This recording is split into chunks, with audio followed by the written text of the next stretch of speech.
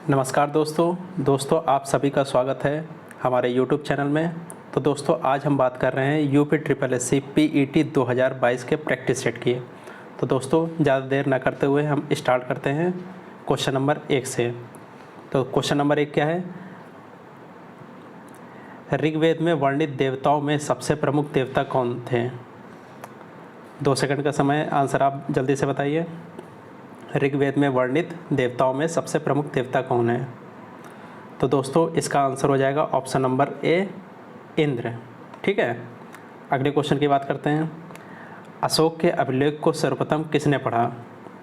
बताइए आंसर आप लोग। तो दोस्तों इसका आंसर हो जाएगा option number A, James Prinsep. Ashok के अभिलेख को सर्वप्रथम जेम्स प्रिसेप्स ने पढ़ा। ठीक है, अगले क्वेश्चन की बात करते हैं। गुप्त साम्राज्य का वास्तविक संस्थापक किसे माना जाता है?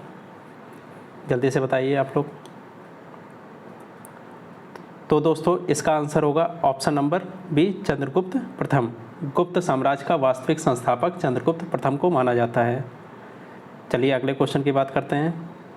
क्वेश्चन नंबर 4, दिल्ली पर राज करने वाली प्रथम महिला शासिका थी। दिल्ली पर राज करने वाली प्रथम महिला शासिका कौन थी?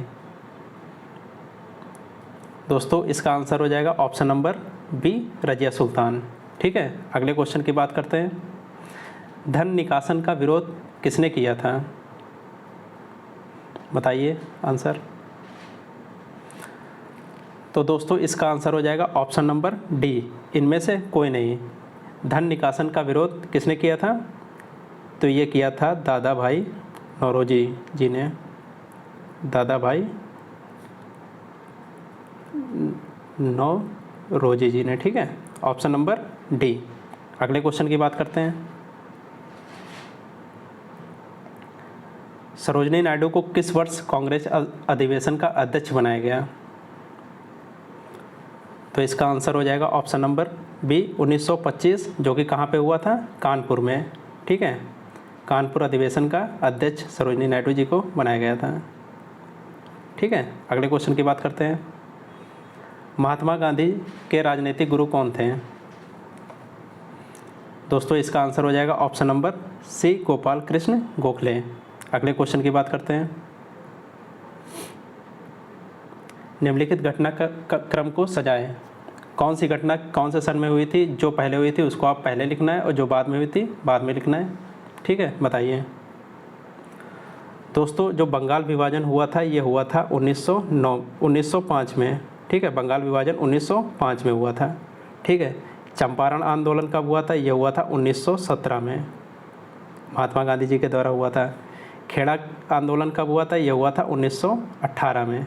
ठीक है, और जलियांवाला बाग सभी को पता है 1919 में। तो सबसे पहले कौन हुआ था? सबसे पहले बंगाल विभाजन हुआ था, फिर चंपारण आंदोलन हुआ था, फिर खेड़ा हुआ था, लास्ट में जलियांवाला बाग हत्याकांड हुआ था 1919 में। ठीक है, तो इसका ऑप्शन नंबर कौन सा हो जाएगा? ऑप्शन नंबर ए। ठीक है, अगले क्वेश्चन की बात करते हैं। सुभाष चंद्र बोस ने कांग्रेस से कब इस्तीफा दिया? आंसर इसका हो जाएगा ऑप्शन नंबर सी, 1939 में। ठीक है, अगले क्वेश्चन की बात करते हैं। भारत छोड़ो आंदोलन के समय करो या मरो का नारा किसने दिया? बहुत ही आसान क्वेश्चन, सभी को पता है, ऑप्शन नंबर सी, महात्मा गांधी जी ने। ठीक है, अगले क्वेश्चन की बात करते हैं। एशिया की सबसे लंबी नदी का नाम बताइए।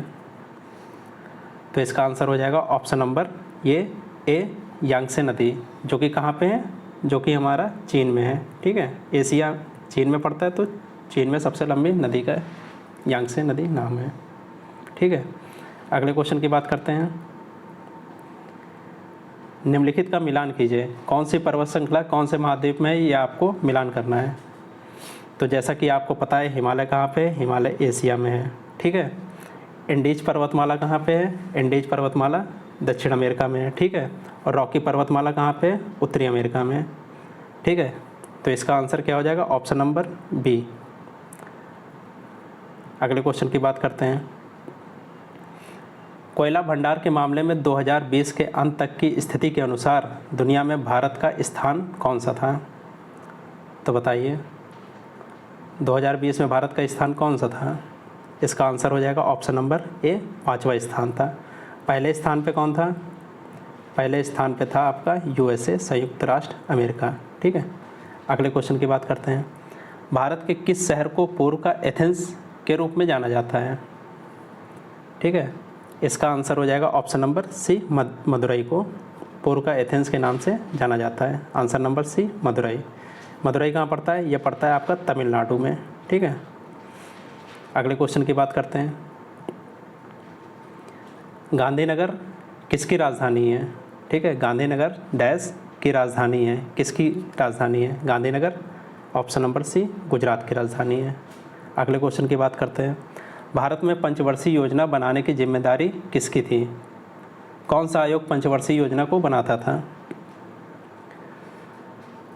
इसका आंसर हो जाएगा ऑप्शन नंबर सी, योजना आयोग। योजना आयोग अब क्या हो गया? अब ये नीति आयोग हो गया है। और कब हुआ नीति आयोग? 1 जनवरी 2015 को योजना आयोग का नाम बदलकर नीति आयोग कर दिया गया। ठीक है, अगले क्वेश्चन की बात करते हैं। बैंकों का बैंक किसे कहा जाता है? बहुत ही आसान क्वेश्चन। बैंकों का बैंक किसे कहा जाता है? इसका आंसर हो जाएगा ऑप्शन नंबर बी, आरबीआई को। ठीक है, आरबीआई को बैंकों का बैंक कहा जाता है। ठीक है, अगले क्वेश्चन की बात करते हैं। सेज SEZ का पूर्ण रूप क्या है? आंसर हो जाएगा इसका option number B, special economic zone SEZ का पूर्ण रूप है। ठीक है, अगले क्वेश्चन की बात करते हैं। Question number 19। हरित क्रांति की सफलता इनमें से किसकी उपलब्धता पर निर्भर थी? मतलब कौन कौन सी चीज़ हुई जिसके कारण हरित क्रांति को सफलता मिली? ठीक है, तो इसका आंसर हो जाएगा ऑप्शन नंबर डी, उपयुक्त सभी। मतलब रासायनिक उर्वरक व कीटनाशक का प्रयोग किया गया, पर्याप्त सिंचाई की सुविधाएं मिली, बीजों की उच्च पैदावार किस्म का प्रयोग किया गया, इसलिए ऑप्शन नंबर डी, उपयुक्त सभी। अगले क्वेश्चन की बात करते हैं। बैंकिंग के क्षेत्र में CBS में सी का पूर्ण रूप क्या है? ठीक है, तो इसका CBS का पूर्ण रूप क्या होता है? इसका पूर्ण रूप होता है कोर बैंकिंग सॉल्यूशन, SOLUTION।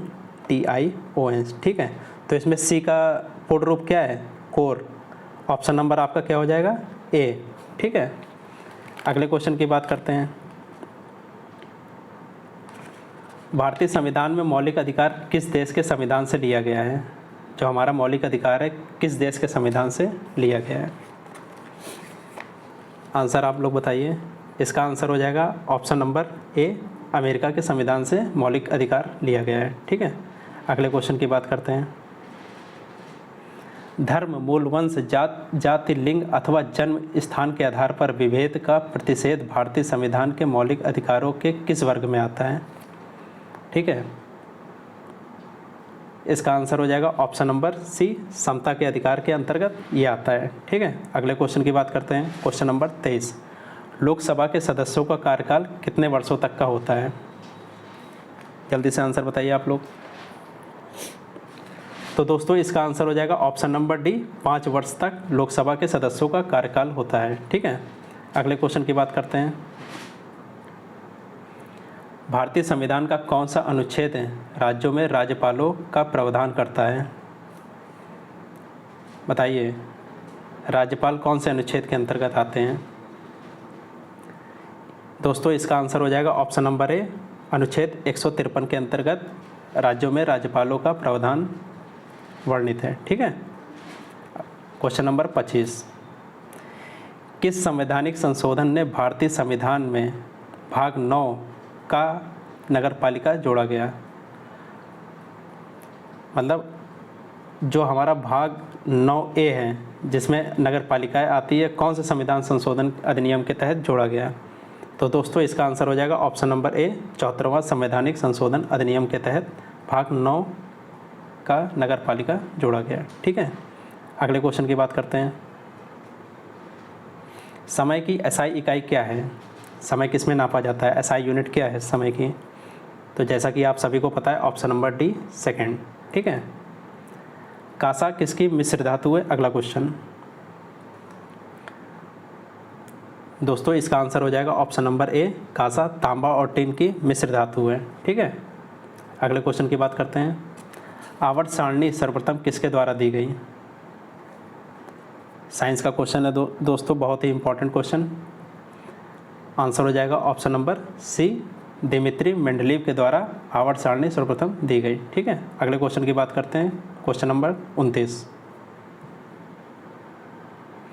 निम्नलिखित में से किस कोशिका अंगक को कोशिका की आत्मघाती थैली भी कहा जाता है? जल्दी से बताइए आप लोग आंसर। आंसर इसका हो जाएगा ऑप्शन नंबर डी, लयन काय। आप लोगों को लयन काय नहीं पता होगा, इसका दूसरा नाम क्या है? लाइसोसोम। सभी लोगों ने लाइसोसोम पढ़ा होगा, लेकिन इसका दूसरा नाम लयन काय भी आप लोग याद रखिएगा। इसका दूसरा नाम क्या होगा? लाइसोसोम। ठीक है, अगले क्वेश्चन की बात करते हैं। निम्नलिखित में से कौन सा एंजाइम लार में पाया जाता है? लार में कौन सा एंजाइम पाया जाता है? तो दोस्तों इसका आंसर हो जाएगा ऑप्शन नंबर डी, टाइलिन नामक एंजाइम लार में पाया जाता है। ठीक है, अगले क्वेश्चन की बात करते हैं। दोस्तों ये मैथ का क्वेश्चन है। ठीक है, अब इसको हम लोग सॉल्व करके इसका आंसर बताएंगे। ठीक है, क्वेश्चन में दिया गया है 6√2/5√3 ब्रैकेट में √2 प्लस √18 का मान ज्ञात कीजिए। ठीक है दोस्तों, देखिए इसको ऐसे लिखा जाएगा। ये जो 18 है इसको हम लोग क्या करेंगे? 9 गुणे 2 के फॉर्म में तोड़ लेंगे। ठीक है, तो आगे इसका सॉल्यूशन देखते हैं क्या होगा। 6√2 ठीक है अपॉन 5√3। ठीक है, ये जैसा का तैसा वहीं लिख देंगे। √2 प्लस √18 को क्या लिखेंगे? 9 गुणे 2। 9 को बाहर निकालेंगे। ठीक है दोस्तों, क्या बाहर निकल आएगा?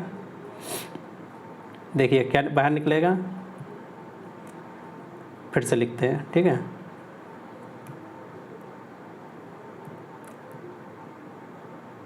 नौ को बाहर निकालेंगे, क्या निकलेगा? देखिए फिर से लिखते हैं। 6√2/5√3 √2 प्लस 18 को जोड़ेंगे, तोड़ेंगे, क्या होगा? 9 × 2। अब 9 को रूट से बाहर निकालेंगे तो देखिए क्या आएगा। 6√2/5√3 और √2, और जब 9 को बाहर निकालेंगे तो क्या आएगा? 3√2। अब देखिए दोस्तों, ये 3√2, ये √2 कितना हो जाएगा? 4√2। ठीक है, तो इसके आगे क्या होगा? 6√2/5√3 और 4√2 इन दोनों के जोड़ने पे हो जाएगा। ठीक है, अब इसका देखिए, इसको इससे गुणा करेंगे। 6 चौक 24 और √2 का √2 से करेंगे तो 2 आ जाएगा। तो 24 गुणे 2 कितना आ जाएगा? 48। 48 5 और नीचे ये 5√3, यहाँ से ये आ जाएगा 5√3। √3 से ऊपर नीचे गुणा कर देंगे, कितना आ जाएगा? ये √3 3 हो जाएगा। ठीक है, तो ये आंसर इसका आपका कितना आ जाएगा? इसको सॉल्व करेंगे तो 16√3/5। ठीक है, ऑप्शन नंबर ए आ जाएगा। ठीक है, अगले क्वेश्चन की बात करते हैं।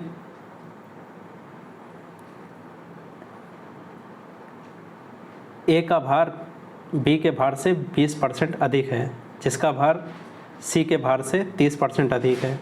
ए तथा सी के भार से कितने परसेंट, ए का जो भार है सी के भार से कितने % अधिक है?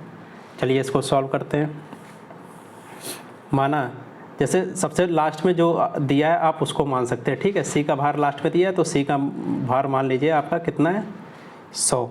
ठीक है, और बी का भार क्या बोला गया है?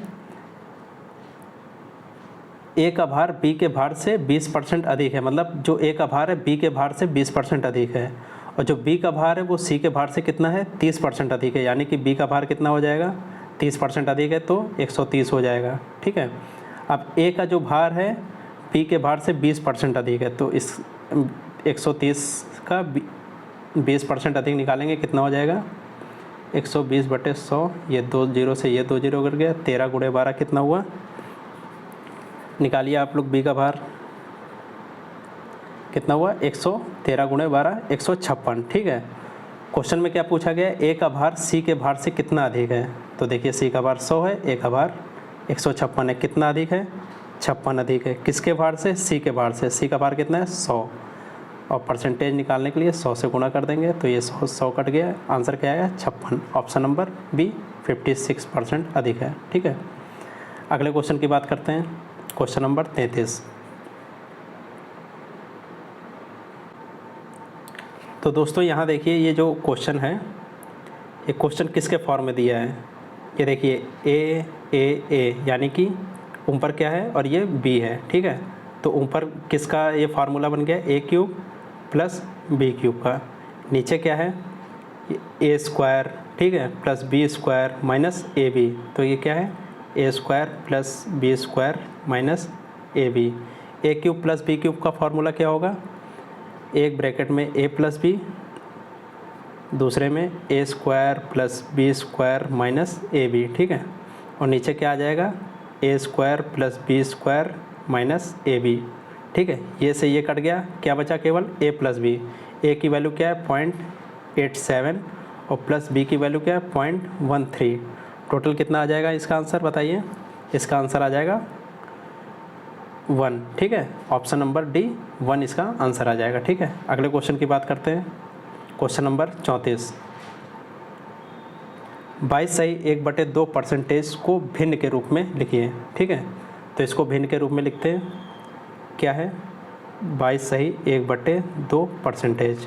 ठीक है, भिन्न के रूप में लिखेंगे 22 दूनी 44 और 1 45, तो ऊपर क्या आएगा 45/2। परसेंटेज को कैसे लिखते हैं 1/100।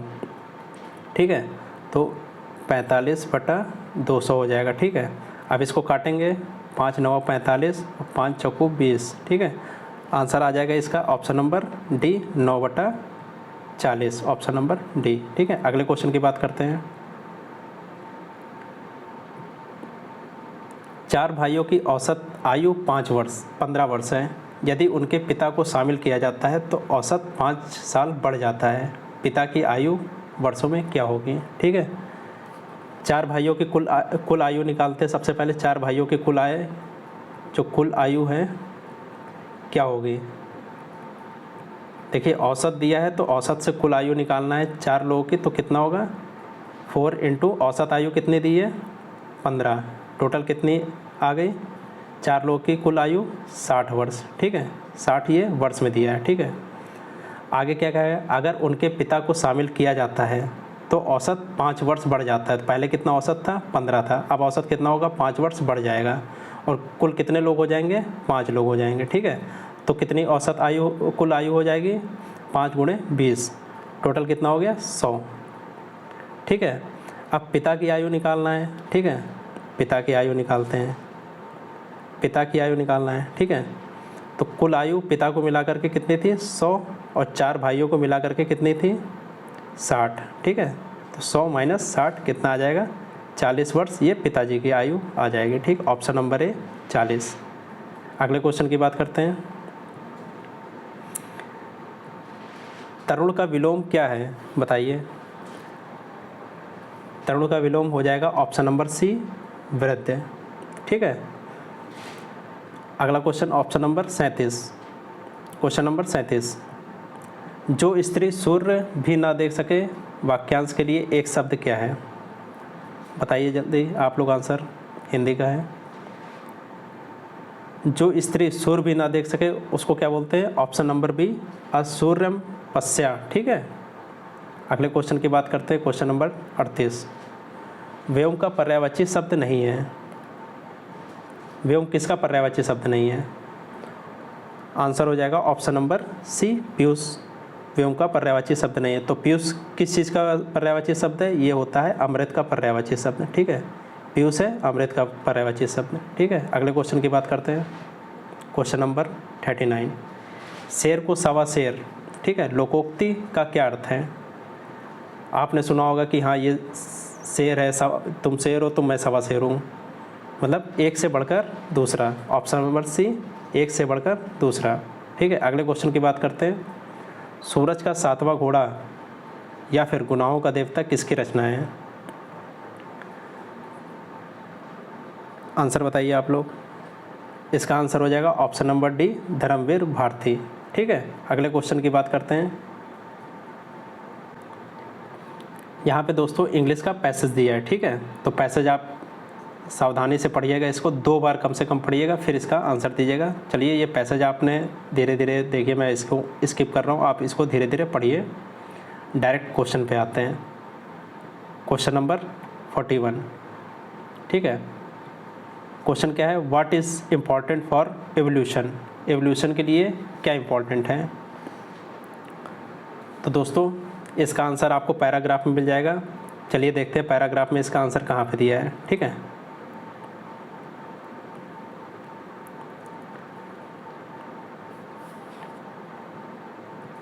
दोस्तों देखिए ये पहली लाइन में जेनेटिक वेरिएशन एवोल्यूशन के लिए इम्पॉर्टेंट है। देखते हैं ये क्वेश्चन, ठीक है, ये इसका आंसर पहले लाइन में मिल गया। चलिए इसका आंसर लगाते हैं। तो इसका आंसर क्या हो जाएगा, option number A genetic variation, ठीक है। अगले क्वेश्चन की बात करते हैं। Sub Sahara Africa has lost how many black rhino genetic in 2000 year, 200 साल में कितने राइनो मतलब गैंडे लॉस्ट कर दिए साउथ अफ्रीका ने, सहारा अफ्रीका में। चलिए इसका आंसर देखते हैं पैराग्राफ में कहाँ पे दिया है।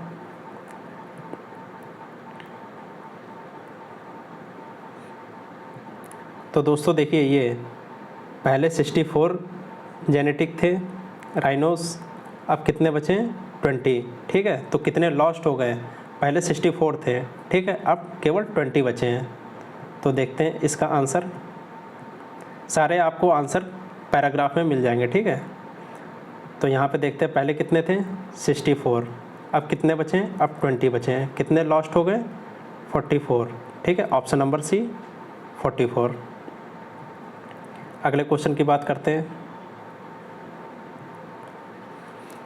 Genetically unique black rhinos has been lost in the all of following countries expect, इसका भी देखिए ऑप्शन ऊपर दिया है, ऑप्शन नंबर हो जाएगा ए तंजानिया, ठीक है। अगले क्वेश्चन की बात करते हैं।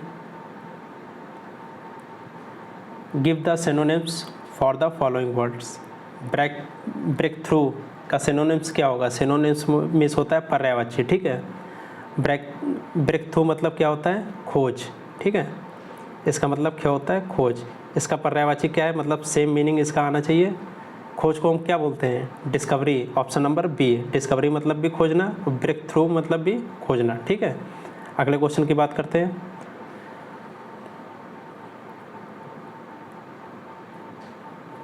क्वेश्चन नंबर 45, बियॉन्ड मतलब इसका एंटोनिम्स निकालना है। बियॉन्ड का मतलब विलोम शब्द क्या होगा, बियॉन्ड मतलब एक तरह से आपके ख्याल में आ रहा है बाउंसी, बाउंसी मतलब क्या है, उछालना, उछालना मतलब कोई वस्तु हल्की है, तो इसका एंटोनिम्स मतलब विलोम शब्द क्या हो जाएगा, ऑप्शन नंबर डी वेटेड मतलब भारी है, ठीक है। अगले क्वेश्चन की बात करते हैं। क्वेश्चन नंबर 46, दिए गए विकल्पों में से संबंधित शब्द का चयन करिए, ठीक है। देखते हैं ये रीजनिंग का क्वेश्चन है। कनाडा, कनाडा की राजधानी ओटावा, तो क्यूबा की राजधानी क्या होगी, बताइए क्यूबा की राजधानी क्या होगी, ये हो जाएगी ऑप्शन नंबर ए हवाना, ठीक है। अगले क्वेश्चन पे आते हैं। एक निश्चित कोड भाषा में यदि डबल को FRYGRL लिखा जाता है तो उसी कोड भाषा में मिथाइल को क्या लिखा जाएगा, METHYL को क्या लिखा जाएगा, ठीक है। देखिए डबल को क्या लिखा जा रहा है, FRYGRL, मतलब देखिए डी में +2 जोड़ेंगे, ठीक है, F आ जाएगा। इसी तरह O में क्या जोड़ेंगे, +3 जोड़ेंगे, R आ जाएगा। U में क्या जोड़ेंगे, +4 जोड़ेंगे, Y आ जाएगा, ठीक है। इसी तरह यहाँ पे जो दूसरा शब्द है, इसी तरह में 2 3 4 जोड़ते जोड़ते आगे लाएंगे तो हमारा सारा आंसर आ जाएगा। चलिए जोड़ते हैं। M में सबसे पहले कितना जोड़ें, M में सबसे पहले 2 जोड़ें, ठीक है, कितना आ जाएगा, MNO। देखते हैं ऑप्शन नंबर में कौन सा O आ रहा है, देखिए पहले ही O आ गया और किसी ऑप्शन में है नहीं, तो ऑप्शन नंबर क्या हो जाएगा, ऑप्शन नंबर सी, ठीक है। बाकी E में 3 जोड़ लेंगे, H आ जाएगा, T में 4 जोड़ेंगे, X आएगा, ठीक है। अगले क्वेश्चन की बात करते हैं। अगला क्वेश्चन है दोस्तों ब्लड रिलेशन का, ठीक है। Question number 48। स्वाति अनिल की इकलौती बहन अक्षरा की बेटी है। चलिए ग्राफ बनाते हैं। क्या बोल रहा है? स्वाति अनिल की इकलौती बहन अक्षरा की बेटी है। ये बना लिया अनिल, ठीक है। अनिल पोस्ट प्लस लिख देंगे क्योंकि ये पुरुष है। अनिल की इकलौती बहन कौन है? इकलौती बहन क्या है? अक्षरा, ठीक है। ASH अक्षरा, ठीक है। अक्षरा बहन है तो माइनस में लगा दें, माइनस में लगा देंगे। अक्षरा की बेटी कौन है? स्वाति, ठीक है। ये इसकी बेटी कौन है? स्वाति, ठीक है। अनिल की माँ गौरी है। ये जो अनिल है इसकी माँ कौन है? गौरी है, ठीक है। माँ गौरी है तो इसको लगा देंगे माइनस। आगे क्या कहता है? कामनी गौरी की माँ है तो ये गौरी की माँ कौन है? कामनी, ठीक है। आगे कामनी का पति गौरव है। ये जो कामनी है इसका पति कौन है? इसका पति कौन है? गौरव है, ठीक है। पूनम गौरव की सास है। जो पूनम है गौरव की सास है, यानी कि कामनी की मम्मी है पूनम, ठीक है। स्वाति का गौरव से क्या संबंध है? ये यहाँ पे स्वाति है, ठीक है। और ये कौन है? ये गौरव यहाँ पे है, ठीक है। तो इसका संबंध क्या है देखते हैं। तो ये इसका संबंध हो जाएगा परपोती या पर नातिन, ठीक है। Option number C. अगले क्वेश्चन की बात करते हैं। Question number 49। ये कैलेंडर का क्वेश्चन है। 29 जून 2010 को सप्ताह का कौन सा दिन था? दोस्तों इसके लिए एक फार्मूला आता है। फार्मूला क्या होता है? सबसे पहले जो तारीख दी गई है, ठीक है। ये जो तारीख दी गई है तारीख को लिखते हैं, ठीक है। उसके बाद माह का कोड लिखते हैं, जो महीने का कोड होता है इसको याद करना पड़ता है, ठीक है। माह का कोड, उसके बाद शताब्दी का कोड लिखते हैं, ठीक है। शताब्दी का कोड, फिर वर्ष का अंतिम 2 अंक लिखते हैं। क्या लिखते हैं? वर्ष का अंतिम 2 अंक लिखते हैं। और उसके बाद अगर लीप ईयर होगा तो लीप ईयर लिखते हैं। और इन सभी को डिवाइड किससे कर देते हैं? इन सभी को डिवाइड कर देते हैं 7 से, ठीक है।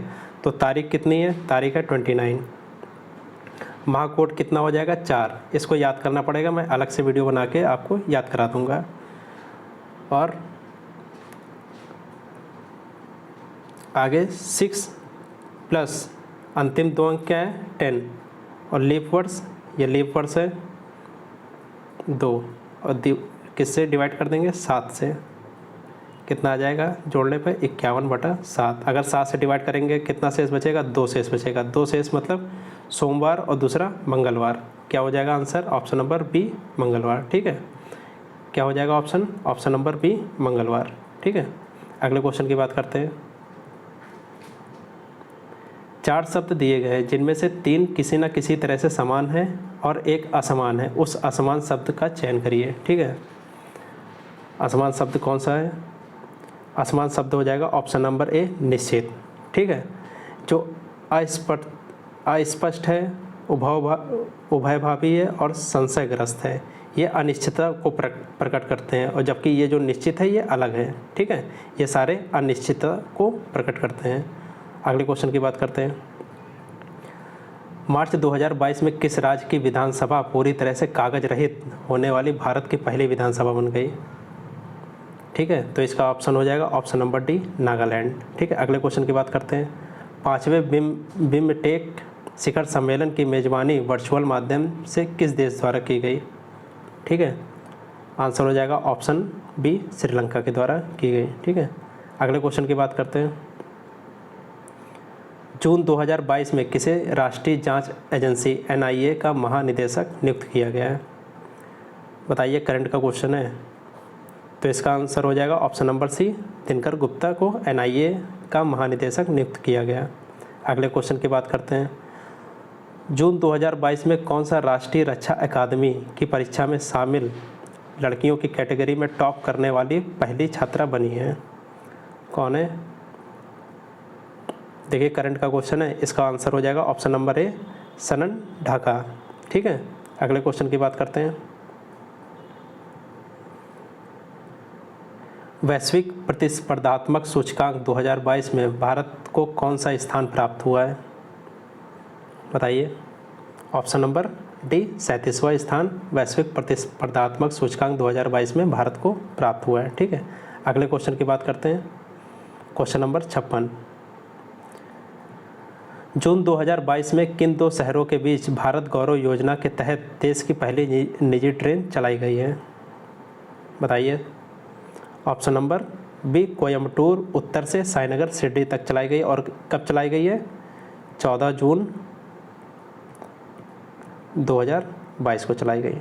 ठीक है, अगले क्वेश्चन की बात करते हैं। क्वेश्चन नंबर 57, अप्रैल 2022 में कौन सा जिला आयुष्मान भारत प्रधानमंत्री जन आरोग्य योजना सेहत योजना के तहत 100% घरों को कवर करने वाला देश का पहला जिला बन गया है? तो इसका आंसर हो जाएगा ऑप्शन नंबर ए सांबा जिला। ठीक है, अगले क्वेश्चन की बात करते हैं। भारत के किस शहर ने विश्व के tree city of the world का खिताब लगातार दूसरी बार जीता है? बताइए, tree city of the world कौन सा है? तो इसका आंसर हो जाएगा option number C Hyderabad. Hyderabad को tree city of the world कहा जाता है। ठीक है, अगले क्वेश्चन की बात करते हैं। जून 2022 में केंद्र सरकार द्वारा सशस्त्र बलों में युवाओं की भर्ती के लिए शुरू की गई योजना का क्या नाम है? दोस्तों, ये बहुत चर्चा में रहा था, इसका आंसर बताइए आप लोग। यह जो योजना है इसका नाम है ऑप्शन नंबर सी अग्निपथ योजना। देखिए, आप लोग अग्निवीर मत लगाइएगा। अग्निवीर जो अग्निपथ योजना में युवा होंगे उनको बोला जाएगा, जबकि योजना का नाम क्या है? अग्निपथ योजना है। ठीक है, अगले क्वेश्चन की बात करते हैं। अगला क्वेश्चन है, जून 2022 में कौन सा देश प्रत्येक सिगरेट पर चेतावनी छापने का निर्णय लेने वाला विश्व का पहला देश बन गया है? बहुत ही अच्छी योजना है, अगर ये सफल होती है तो बहुत ही अच्छी एक तरह से है। तो बताइए इसका आंसर आप लोग। सिगरेट पर चेतावनी छापेगा प्रत्येक सिगरेट पे। ठीक है, जल्दी से बताइए इसका आंसर आप लोग। तो इसका आंसर हो जाएगा ऑप्शन नंबर ए कनाडा। ठीक है, अगला क्वेश्चन, बगदाद डैश की राजधानी है? बगदाद किसकी राजधानी है? जैसा कि आप सभी को पता है, बगदाद ऑप्शन नंबर ए इराक की राजधानी है। ठीक है, अगले क्वेश्चन की बात करते हैं। चेराव डैश का लोक नृत्य है? चेराव कहाँ का लोक नृत्य है? बताइए। चेराव जो है ऑप्शन नंबर ए मिजोरम का लोक नृत्य है। ठीक है, अगले क्वेश्चन पे आते हैं। कितने भारतीय राज्यों की सीमाएं भूटान की सीमा से लगती हैं? ठीक है, भूटान की सीमा से कितने भारतीय राज्य सीमा बनाते हैं? इसका आंसर हो जाएगा ऑप्शन नंबर 4। 4 राज्य कौन कौन से हैं? पहला तो सिक्किम, दूसरा असम, ठीक है, तीसरा कौन सा है? वेस्ट बंगाल, चौथा राज्य कौन सा है? अरुणाचल प्रदेश। ठीक है, ये 4 राज्य भूटान की सीमा से लगते हैं। ठीक है, अगला क्वेश्चन की बात करते हैं। क्वेश्चन नंबर 64, भारतीय फिल्म और टेलीविज़न संस्थान कहाँ पे हैं? ऑप्शन नंबर डी पुणे में है। ठीक है, अगले क्वेश्चन पे, लेडी विद द लैम्प किसे कहा जाता है? Option number D Florence Nightingale को लेडी विद द लैम्प कहा जाता है। ठीक है, अगला क्वेश्चन, विश्व व्यापार संगठन WTO में कितने सदस्य हैं? बताइए, WTO में कितने सदस्य हैं? Option number D 164। ठीक है, अगले क्वेश्चन की बात करते हैं। फील्ड्स मेडल पुरस्कार जीतने वाली दूसरी महिला का क्या नाम है? बताइए, दूसरी महिला कौन है जिन्होंने फील्ड मेडल पुरस्कार जीता है? तो दूसरी महिला है ऑप्शन नंबर डी मैरिना वियाजोवस्का। ठीक है, इन्होंने फील्ड मेडल पुरस्कार जीता है दूसरी बार।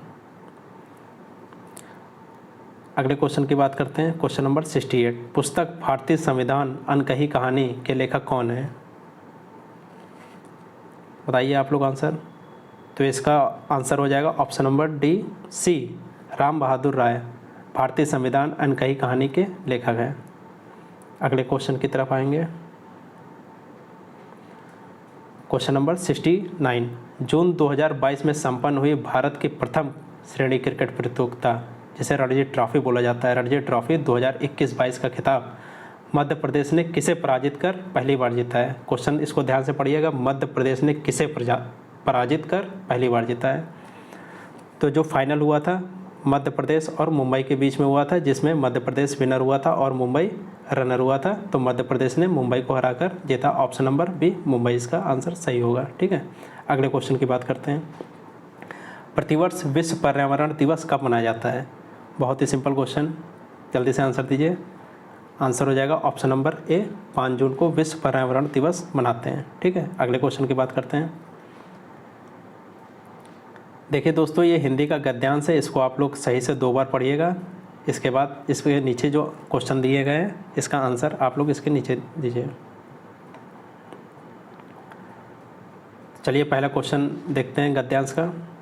क्वेश्चन नंबर 71, गद्यांश में प्रयुक्त जो आध्यात्मिकता शब्द है किन उपसर्ग और प्रत्यय से बना है? उपसर्ग जो शब्द के प्रारंभ में आते हैं और प्रत्यय क्या होते हैं जो शब्द के अंत में आते हैं। तो इसका आंसर क्या हो जाएगा? ऑप्शन नंबर सी, अधि और इक इसमें क्या है? उपसर्ग है, और जबकि जो ता है ये प्रत्यय है। ठीक है, अगले क्वेश्चन पे आते हैं। ऐसे परोपकारी लोग सदा पूजे जाते रहेंगे जो, ऑप्शन नंबर हो जाएगा ऑप्शन नंबर डी। ठीक है, सेवा वृत्ति अपनाकर परहित करते रहेंगे, वो हमेशा पूजे जाते रहेंगे। अगले क्वेश्चन की बात करते हैं, क्वेश्चन नंबर 73 की। कठोर सत्य किसे कहा जाता है? बताइए। ये सब ऑप्शन में पैराग्राफ में दिया है आपको, इसका ऑप्शन हो जाएगा ऑप्शन नंबर ए, भौतिक शरीर की नश्वरता को कठोर सत्य कहा गया है। ठीक है, अगले क्वेश्चन की बात करते हैं। निर्बल भावनाओं पर विजय पाने के लिए क्या किए जाने की आवश्यकता बताई गई है? ऑप्शन नंबर डी, अच्छे कर्मों से नाम अमर कर लेना। ठीक है, अगला क्वेश्चन, हमारा जीवन सदा प्रेरणा बन सकता है यदि हम क्या करें तो हमारा जीवन सदा प्रेरणा बन सकता है? ऑप्शन नंबर डी, निस्वार्थ भाव से परोपकार करें तो हमारा जीवन सदा प्रेरणा बन सकता है। ठीक है, अगले क्वेश्चन की बात करते हैं। फिर से दोस्तों ये गद्यांश दिया गया है, आप लोग इसको सही से पढ़िए और इसके बाद इसका आंसर बताइए। चलिए, गीत कविता बच्चों के जीवन में रस बस जाए यह माता पिता को पसंद नहीं है, क्योंकि इससे बच्चे क्या करते हैं? देखिए इसका आंसर कहाँ पे आपको मिलेगा, देखिए हम पैराग्राफ बताते हैं।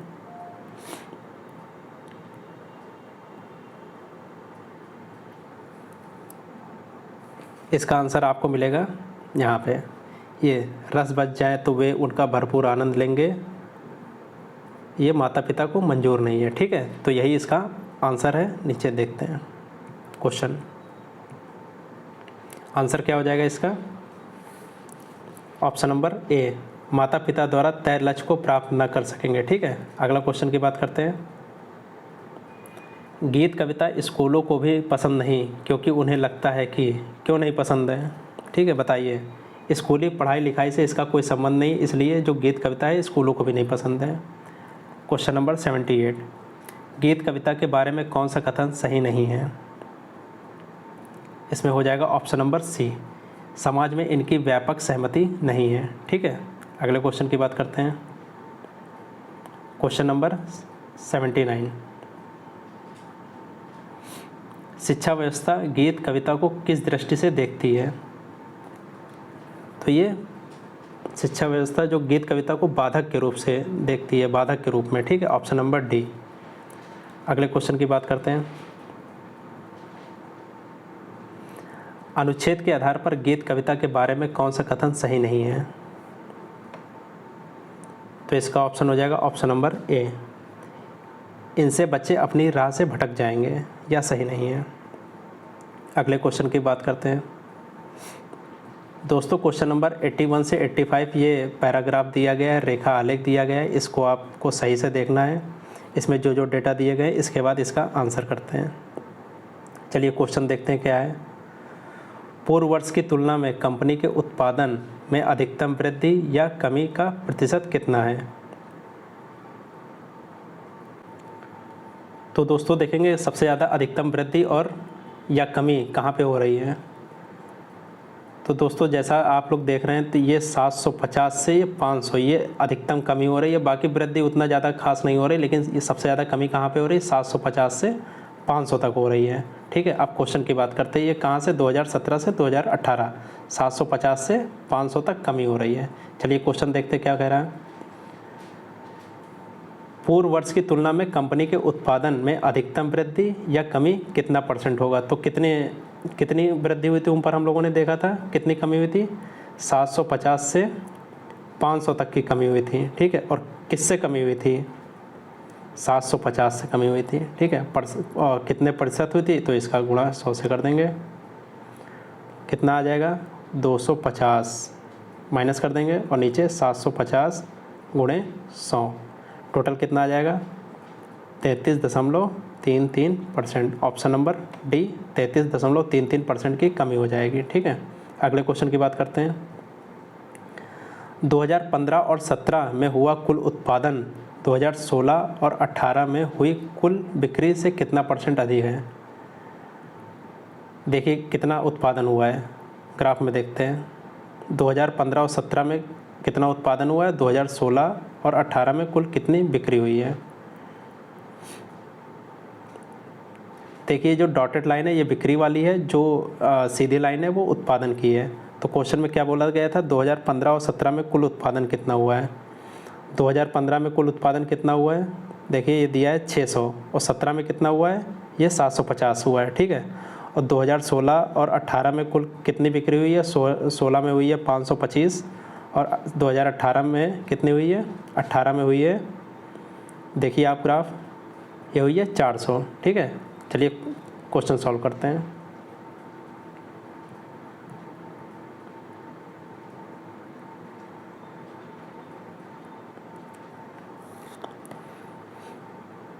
दो 2015 और 17 में कुल उत्पादन कितना हुआ है, कुल उत्पादन कितना ऊपर हम लोगों ने देखा था 600 2015 में हुआ था, और 2017 में कितना हुआ था 750, टोटल कितना हो गया 1350, ठीक है। अब यहाँ पे 2016 और 18 में कुल कितनी बिक्री हुई थी, 16 में हुई थी 525 और सन 2018 में कितनी हुई बताइए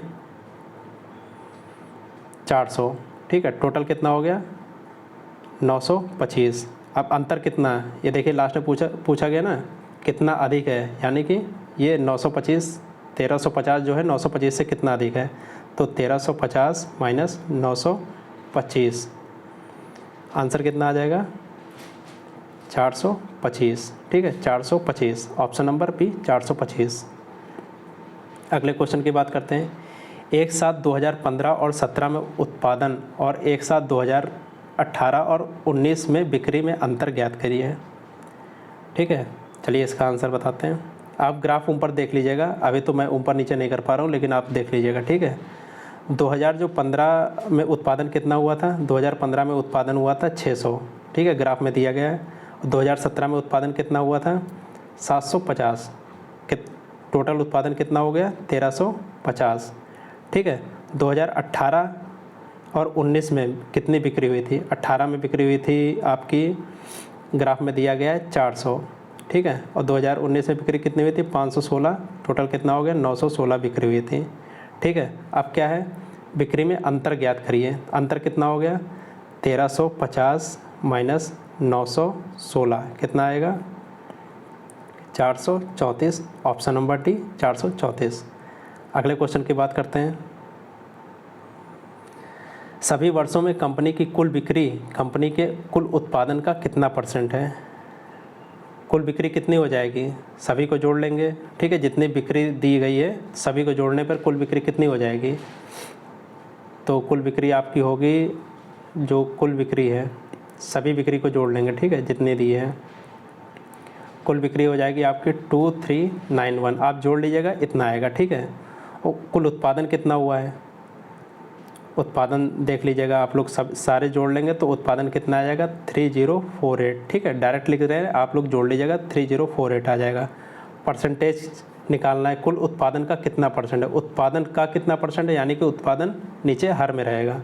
परसेंटेज निकालते हैं 2391, ये हो गई बिक्री, उत्पादन कितना है 3048, 100 से गुणा कर देंगे, परसेंटेज में आ जाएगा, कितना आएगा 78.44, option number D 78.44। Question number 85 में दिया गया 2015 और 16 में कंपनी के कुल उत्पादन का 2017 और 19 में कंपनी के कुल बिक्री से अनुपात ज्ञात करना है। 2015 और 2016 में कितना उत्पादन हुआ था, इसका अनुपात 2017 और 2019 में कंपनी के कुल बिक्री का अनुपात निकालना है। ठीक है, तो 2015 और 16 में कुल कितना उत्पादन हुआ था, 2015 में हुआ था, ग्राफ में आप देखिएगा इसका उत्पादन हुआ था 2015 में 600। ठीक है, और 2016 में कितना उत्पादन हुआ था, 628। टोटल कितना उत्पादन हो गया 15 और 16 में मिला के 1228। 2017 और 19 में कंपनी की कुल बिक्री अनुपात, 2017 में कुल कितना बिक्री हुआ था, यहाँ पे लिख दे रहे हैं 500, और उसके बाद 2019 में कितना हुआ 516। टोटल कितना हुआ 1016। ठीक है, 1016। इसका अनुपात ज्ञात करना है, तो 1228 अनुपात 1016 कितना अनुपात आ जाएगा, 307 अनुपात 254, ऑप्शन नंबर बी। ठीक है, अगले क्वेश्चन की बात करते हैं। ये देखिए ग्राफ दिया गया है। ठीक है, क्वेश्चन क्या है, निम्नांकित ग्राफ का अध्ययन करें और उसके बाद दिए गए प्रश्नों के उत्तर दीजिए। ठीक है, 5 महीनों में एक कारखाने एसी का लक्षित और वास्तविक उत्पादन हज़ारों में दिया गया है। ठीक है, देखिए जो डार्क में दिया गया ये वास्तविक उत्पादन है, और जो थोड़ा सा लाइट में दिया गया ये लक्षित उत्पादन है। ठीक है, यहाँ पे ये दर्शाया गया, ये डार्क में वास्तविक उत्पादन, ये लक्षित उत्पादन।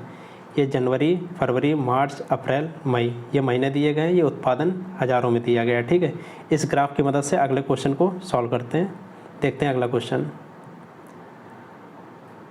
तो दोस्तों ये है अगला क्वेश्चन। ठीक है, क्वेश्चन क्या कह रहा है, मार्च और अप्रैल में एसी का वास्तविक उत्पादन एवं जनवरी और अप्रैल के लक्षित उत्पादन का अनुपात ज्ञात करिए। ठीक है, तो इसका वास्तविक उत्पादन कितना है मार्च और अप्रैल महीने में। मार्च महीने का इसका वास्तविक उत्पादन होगा आपका, ग्राफ में देखिए दिखाते हैं कहाँ पे,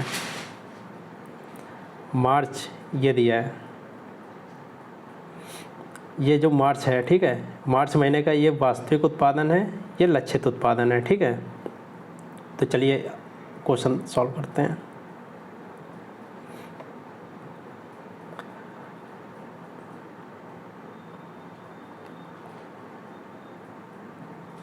ये क्वेश्चन है, मार्च महीने का और अप्रैल महीने का वास्तविक उत्पादन कितना है। मार्च महीने का वास्तविक उत्पादन है 100। ठीक है, और अप्रैल महीने का वास्तविक उत्पादन कितना है 80। टोटल इसका अनुपात ज्ञात करना है किससे, जनवरी और अप्रैल के लक्षित उत्पादन। जनवरी का लक्षित उत्पादन कितना है बताइए, ये 60 जनवरी का, और अप्रैल माह का कितना है 90। तो इन दोनों का अनुपात ज्ञात करना है, कितना हो जाएगा ये 180, और ये इन दोनों को 60 और 90 जोड़ेंगे कितना हो जाएगा 150। 0 से 0 कट गया, 3 5 15 और 3 6 18, 6 अनुपात कितना आ जाएगा 5। ऑप्शन नंबर 6 अनुपात 5 किस में, ऑप्शन नंबर बी। ठीक है, ये आ जाएगा। अगले क्वेश्चन की बात करते हैं। मार्च में एसी का वास्तविक उत्पादन 5 महीनों की अवधि में एसी के औसत लक्षित उत्पादन से कितने % अधिक है बताइए। मार्च में एसी का वास्तविक उत्पादन कितना है। ठीक है, जो मार्च में एसी का वास्तविक उत्पादन कितना है, ये दिया है 100। ठीक है, 5 महीनों की अवधि में एसी के औसतन लक्षित उत्पादन, औसत अगर निकालना है तो सभी को जोड़ने के बाद 5 महीने दिया तो 5 से डिवाइड कर देंगे, तो सभी को जोड़ो 60 प्लस, और कौन सा लक्षित उत्पादन जोड़ना है 60 प्लस 30 प्लस 80 प्लस 90 प्लस 100, ये 5 महीने का लक्षित उत्पादन हो गया बटे 5। टोटल कितना होगा 360 बटे 5 कितना आएगा 72। ठीक है, आगे क्या दिया गया है, लक्षित उत्पादन से कितने % अधिक है। तो देखिए ये 72 है, ये 100 है, कितना अधिक है 28 अधिक है। किससे अधिक है 72 से। परसेंटेज निकालना है, 100 से गुणा कर देंगे, काटे पीटेंगे, आंसर कितना आ जाएगा, आंसर आ जाएगा ऑप्शन नंबर डी 39। ठीक है, अगला क्वेश्चन की बात करते हैं। किस महीने में एसी का वास्तविक उत्पादन लक्षित उत्पादन से 20% अधिक है बताइए। वास्तविक उत्पादन जो है लक्षित उत्पादन से 20% अधिक है। देखिए ग्राफ आपको दिखाते हैं। देखिए यहाँ पे सीधा सीधा शो कर रहा है, ये 100 है, ये लक्षित उत्पादन है। तो ये जो वास्तविक उत्पादन है इससे 20% अधिक है। कौन सा महीना हो गया? महीना मई। ठीक है, तो इसका आंसर क्या हो जाएगा? ऑप्शन नंबर बी, मई। ठीक है, अगला क्वेश्चन की बात करते हैं। जनवरी से मई तक औसत लक्षित उत्पादन कितनी है? जनवरी से मई तक औसत लक्षित उत्पादन, मतलब लक्षित उत्पादन का क्या निकालना है? औसत जनवरी से मई तक। ठीक है, तो जैसा कि वो ऊपर अभी हम लोगों ने निकाला था, फिर से निकालते हैं। लक्षित उत्पादन का निकालना है तो 60 + 30 प्लस कितना दिया है, तो सभी को जोड़ लेंगे और जोड़ने के बाद जितने महीने दिए गए उससे डिवाइड कर लेंगे।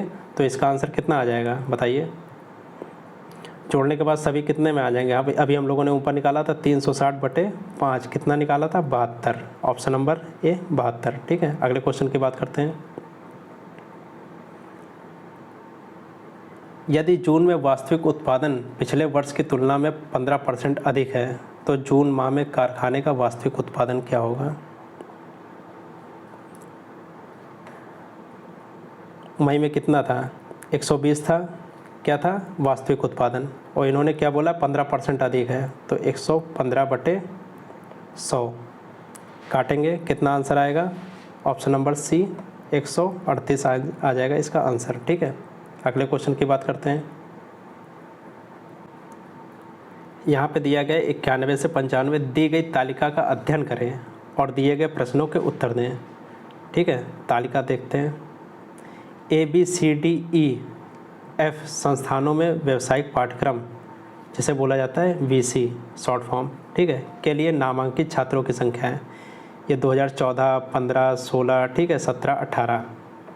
ए संस्थान में इतने नामांकन हुए, बी में इतने हुए, CDEF, ठीक है, ये संस्थान है। और नामांकन ये कितने हुए, ये इन्होंने सारे वर्ष का दे दिया है। ठीक है, क्वेश्चन देखते हैं, क्वेश्चन सॉल्व करते हैं।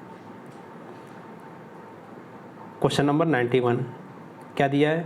2015 में संस्थान A, C और E में VC के लिए नामांकित छात्रों की कुल संख्या, 2017 में संस्थान B और D में नामांकित छात्रों की कुल संख्या का अनुपात। 2015 में A में कितने छात्र थे? 2015 में A में थे 250 नामांकन हुए थे। ठीक है, और C में कितने हुए थे? C में हुए थे 220 नामांकन 2015 में। E में कितने हुए थे? E में हुए थे 200। ठीक है, और बाकी क्या दिया? 2017 में संस्थान B और D में नामांकित। 2017 में 2 ही संस्थान दिए, कौन कौन सी है? B में कितने नामांकन हुए थे? 200। और कितना है? D में कितने हुए थे? 180। इन सभी को जोड़ेंगे, कितना आ जाएगा? इसको जोड़ेंगे 570 आ जाएगा, और 200 + 180 जोड़ेंगे 380 हो जाएगा। ये 0 से 0 कट गया, कितना आया? 19 से काटेंगे, 19 दिए 57 और 19 दूना 38। ठीक है, 3:2। ऑप्शन नंबर ए, 3:2। अगले क्वेश्चन की बात करते हैं। 2015 में संस्थान B, C और E कहाँ पे दिया गया? 2015 में संस्थान B, C और E में VC के लिए नामांकित छात्रों की कुल संख्या 2016 में संस्थान ADF में नामांकित छात्रों की कुल संख्या से X% अधिक है। X का निकटतम मान ज्ञात करिए। ठीक है, 2015 में संस्थान B का नामांकन कितना था? ये 2015 में, ठीक है, संस्थान B का नामांकन कितना था? B का था 180। C का कितना था? C का था 220। सभी को जोड़ देंगे। और कितना? E का कितना था? E का था आपका 200। टोटल कितना हो गया? 600। आगे क्या क्वेश्चन कह रहा है? 2016 में संस्थान A, D और F के नामांकित छात्रों की कुल संख्या 2016 में A, D और F। A में कितना है? A में है 165। D में कितना है? D में 175। F में कितना है? 200। टोटल 2016 के लिए कितनी आ जाएगी? 540। ठीक है, अब आगे क्या कह रहा है? नामांकित छात्रों की कुल संख्या कितने % अधिक है? तो ये देखिए 540 है, ये 600 है, कितना अधिक है? 60 अधिक है, किससे अधिक है? 540 से अधिक है। 100 से गुणा कर देंगे, परसेंटेज में आएगा, 0 से 0 कट गया, तो ये काटेंगे तो कितना आ जाएगा? ये आ जाएगा आंसर आपका 11.1%। ठीक है, तो कौन सा ऑप्शन है? Option number B, 11.1%। ठीक है, अगले क्वेश्चन की बात करते हैं। 2015, 17 और 18 में संस्थान F में VC के लिए नामांकित छात्रों की औसत संख्या और 2014 में सभी 6 संस्थानों में नामांकित छात्रों की औसत संख्या के बीच अंतर बताइए। ठीक है, चलिए बात करते हैं 2015, 17 और 18 में संस्थान F के नामांकित छात्रों की औसत संख्या कितनी है? 2015 में F की कितनी है? 230। 2017 में कितनी है F की? 220। और 2018 में कितनी है? 2018 में है 210। इसका औसत निकालना है। औसत 3 से वो कर देंगे, भाग कर देंगे, 660/3 कितना आ जाएगा? 220। अब ये क्या कह रहा है? 2014 में सभी 6 संस्थान में नामांकित छात्रों की औसत संख्या 2014 में, तो 2014 में सभी को जोड़ लेंगे, कितना आएगा? 110 प्लस 120, सभी को जोड़ के और जो 6 संस्थान है 6 से डिवाइड कर देंगे, कितना इसका आंसर आ जाएगा? आप जोड़ लीजिएगा, इसका आंसर आ जाएगा 135। ठीक है, अंतर कितना आ जाएगा? 220 माइनस 135, कितना अंतर आ गया? 85। तो इसका आंसर हो जाएगा ऑप्शन नंबर ए, 85। अगले क्वेश्चन की बात करते हैं। ABCDE और F संस्थानों में व्यावसायिक पाठ्यक्रम VC के लिए नामांकित छात्रों की संख्या। ठीक है, 2014 में संस्थान D और F में BC के लिए नामांकित छात्रों की कुल संख्या 2018 में संस्थान A, B और C नामांकित छात्रों की कुल संख्या का कितना परसेंट है? मतलब 2014 में निकालना है और 2018 में निकालना है, तो वो कितना परसेंट है? ठीक है, ये आगे का छोड़ दीजिए, इसका कोई मतलब नहीं है। ठीक है, इसका कोई मतलब नहीं। 2014 से देखते हैं, तो चलिए 2014 की बात करते हैं। 2014 में डी का कितना है? 125 नामांकन, और 2014 में F का कितना है? 165। टोटल कितना हुआ? 290। 2018 में A, B और C का कितना है?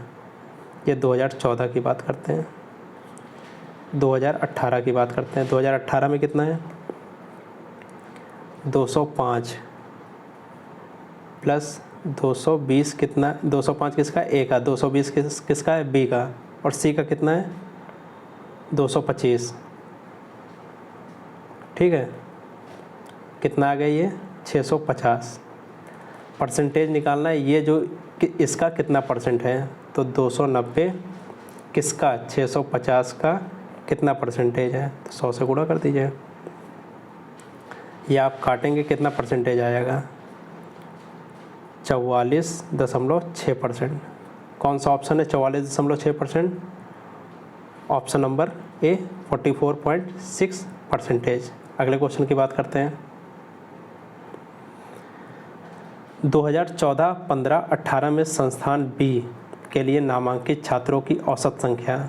2014 और 18 में संस्थान ई के नामांकित छात्रों की औसत संख्या का योगफल ज्ञात करिए। ठीक है, 2014, 15 और 18 में जो संस्थान बी है, नामांकित छात्र कितने हैं? बी संस्थान में 2014 में कितने हुए थे? ये बी संस्थान है। ठीक है, 120। 2015 में कितने हुए थे? 180। और 2018 में कितने हुए थे? 220। इसका औसत निकालना है, 3 से डिवाइड कर देंगे, 420/3 कितना आ जाएगा? 140। ठीक है, 2014 और 18 में संस्थान ई में नामांकित छात्रों की औसत, तो ई के लिए निकालते हैं। कब? 2014 और 18 के लिए बोला गया है केवल। तो 2014 में कितना है? ग्राफ में ऊपर आप देखिए 150, और 2018 में कितना है? 240। और इसका औसत निकालेंगे 2 से, क्योंकि ये 2 ही संख्या है। कितना आ जाएगा? 195। आगे क्या करना है? दोनों का योग निकालना है। तो एक तो 140 हो गया, एक 195 हो गया, तो 140 प्लस 195 टोटल कितना हुआ? 335। किसे? Option number C 335। अगले क्वेश्चन की बात करते हैं 96 से 100 तक। क्या बोला गया है? तालिका में 6 वर्षों में 3 राज्यों के चावल उत्पादन मिलियन टन को दर्शाया गया है। तालिका का अध्ययन करें और निम्नलिखित प्रश्नों का उत्तर दीजिए।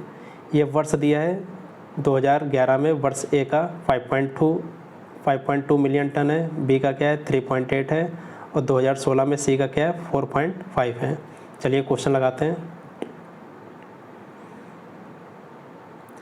वर्ष 2014 की तुलना में 2016 में राज्य बी में चावल के उत्पादन में कितने % वृद्धि हुई? 2014 में बी राज्य का कितना है? देखिए 2014 ये यहाँ पे है, ये बी राज्य का कितना है 4.8।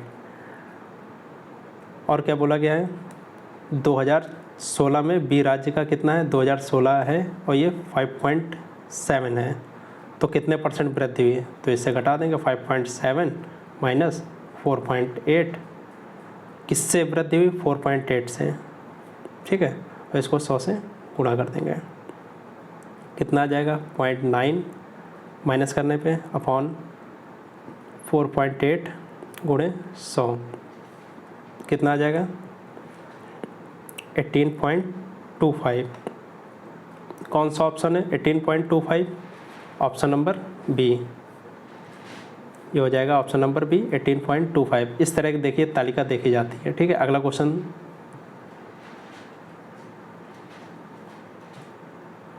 यदि सभी 6 वर्षों में 3 राज्यों के कुल उत्पादन के आंकड़ों को वृत्त आरेख के रूप में दर्शाया जाए तो 2014 को दर्शाने वाले त्रिज्यखंड का केंद्रीय कोण क्या होगा? तो इसका आंसर हो जाएगा ऑप्शन नंबर ए 63 डिग्री, ठीक है। क्वेश्चन नंबर 98, सभी वर्षों में राज्य ए में चावल का औसत उत्पादन, जो राज्य ए है सभी वर्षों में औसत उत्पादन कितना होगा? तो जोड़ लीजिए औसत सभी वर्षों में 5.2, 5.4 प्लस तालिका से देख के, ठीक है 5.8 प्लस 6.2 प्लस 6.5 प्लस 6.9, कितने वर्ष हैं? ये टोटल 6 वर्षों का दिया गया है, कितना आ जाएगा 36/6, कितना आ जाएगा 6। ऑप्शन नंबर डी, क्या हो जाएगा ऑप्शन नंबर डी 6 साल, ठीक है। क्वेश्चन नंबर 99, सभी तीनों राज्यों में चावल के वर्ष 2014 और 2016 में हुए उत्पादन का अनुपात बताइए। सभी तीनों राज्यों में 2014 में कितना हुआ देखते हैं। 2014 में आपका हुआ है